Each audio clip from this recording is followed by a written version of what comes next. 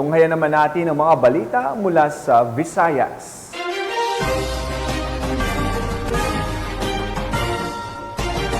Sa isang matagumpay na operasyon ng Philippine National Police kontra illegal na droga, nakumpiska ang mahigit 100 milyong pisong halaga ng shabu mula sa isang high-value individual sa isinagawang bypass operation ng Lapu-Lapu City sa Cebu.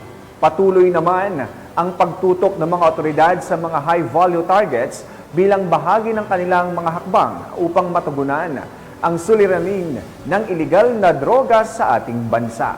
Yan ang tinutukan ni Patrol Woman Annalyn Canog.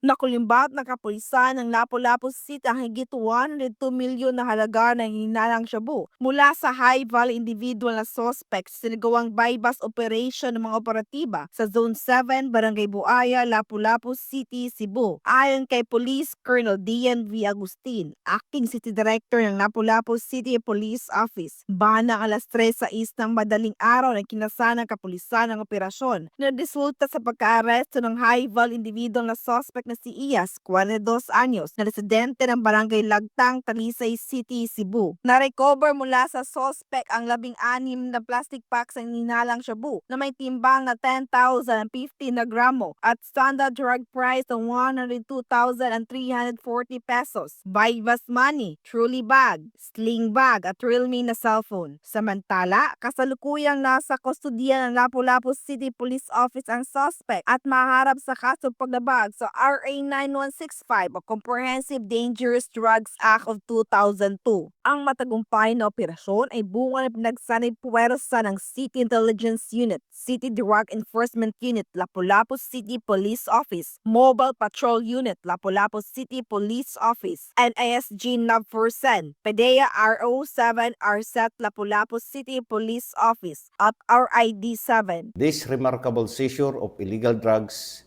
indicates that we are active 24/7 and distracting the demand and supply of illegal contrabands. Let us work together to create a community where illegal drugs have no place and where every individual can thrive in peace and safety. Dahil sa bagong Pilipinas, ang gusto ng pulis, ligtas ka. Ang kapulisan ng Lapu-Lapu City ay patuloy sa pagpapaigting ng kanilang kampanya kontra iligal na droga. Ito ay alinsunod sa pangunahing prioridad ng pamahalaan na labanan ang mga sindikato ng droga sa pamamagitan ng pagpigil ng kanilang mga iligal na aktibidad at pagbuwag sa kanilang mga operasyon. Mula dito sa Central Visayas, ako ay yung PNN correspondent, Patrolwoman Annalyn N. Canog, alagad ng batas, tagataguyod ng Balitang Pulis.